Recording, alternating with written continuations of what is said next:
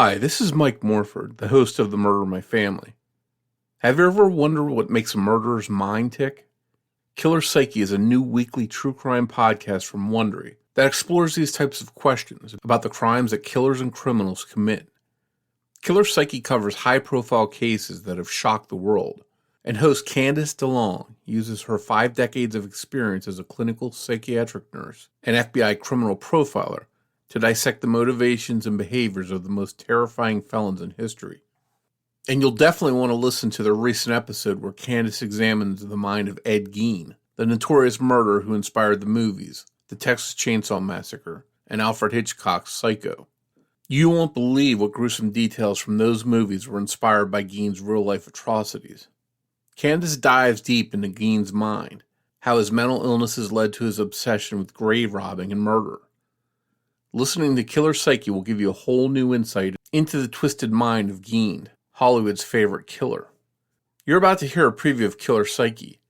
While you're listening, follow Killer Psyche on Apple Podcast, Amazon Music, or wherever you get your podcast. Enjoy this preview, and I'll see you back here again soon.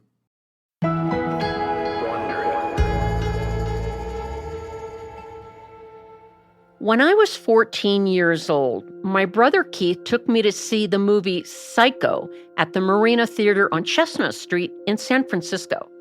It was the first time I'd seen a horror movie in a theater, and what a movie to start with.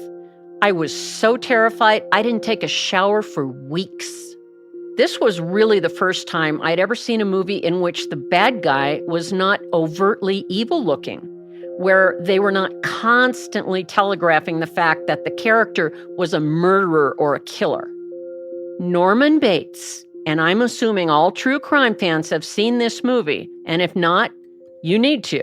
Norman was slightly odd, but he looked like a shy, normal guy. I really did not expect the reveal that happens at the end. I told myself, oh, come on, this is make-believe. It's just a movie right out of Hollywood. No one would ever be that disturbed to keep the dead with them in their house. But Psycho was based on a real story, on a real man. His name was Ed Gein. And the town he lived in Wisconsin, considered him a nice guy, if not slightly odd. He had lived there most of his life and worked odd jobs as a handyman. Most of the families felt sorry for him and invited him over to eat dinner. Some of them even let him babysit their children. What they would later learn about Ed Gein is what the audience learns about Norman Bates, that looks can be deceiving, and that their nice, quiet neighbor committed crimes far more shocking than any movie. From Wondery and Treefort, I'm Candace DeLong, and this is Killer Psyche.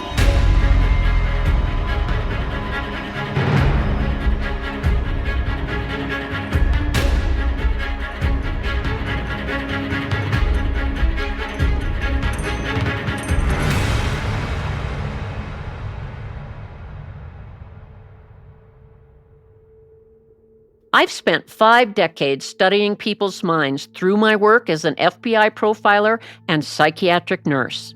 I've interviewed many murderers, serial killers included, and the question I get asked time and time again is why they did what they did. It's difficult to get a satisfying answer without diving deep into the killer's mindsets. So in this series, I will do just that and give you my best analysis of what made them do what they did. This episode is about Ed Gein, Hollywood's favorite killer.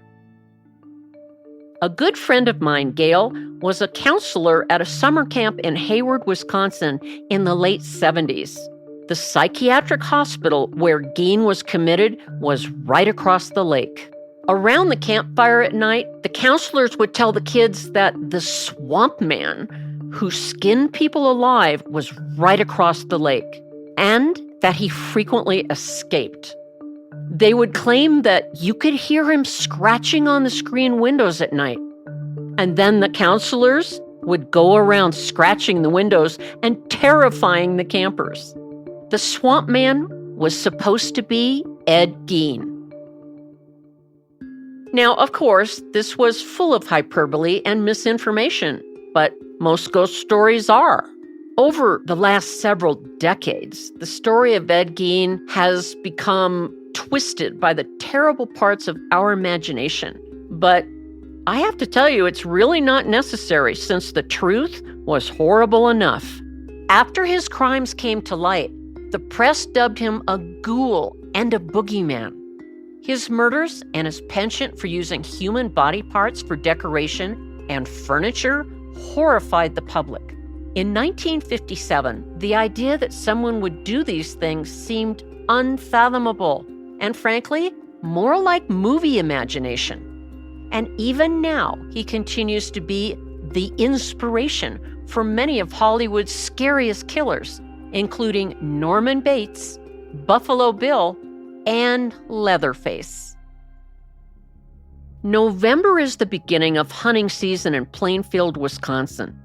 In the late 1950s, the town would clear out because most of the men were heading into the woods to hunt, which is why no one heard the shotgun blast that took the life of one of its most beloved residents.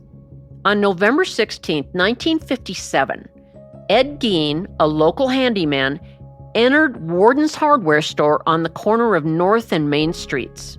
The night before, he had been there, and he mentioned that he needed to get antifreeze and that he'd be back the next day. Ed had been hanging around the store a lot in the previous weeks. Some of the locals thought he paid a lot of attention to Mrs. Warden, Bernice, and some said he seemed even a little obsessed with her. But this was all written off as typical Ed behavior. He was considered by most in town to be odd, but a nice guy. So that day, he came in for half a gallon of antifreeze, and after Bernice poured it for him, he took it out to his truck. He returned just as she was writing the receipt and asked to see a rifle that was in the window. When she went to retrieve it, Ed came up behind her and shot her in the back of the head, and then he slit her throat. He then loaded her in the back of his truck and drove off. It was not until hours later that someone reported Bernice was not in her store. Her son, Frank, was also the local deputy sheriff. He went there to check on her. When he entered, he found the store empty, the cash register open, and a pool of blood on the floor. Frank immediately suspected Ed Gein because of his recent preoccupation with his mother. When investigators arrived, they discovered the last receipt written for the day was for Ed's antifreeze, and that confirmed Frank's suspicions.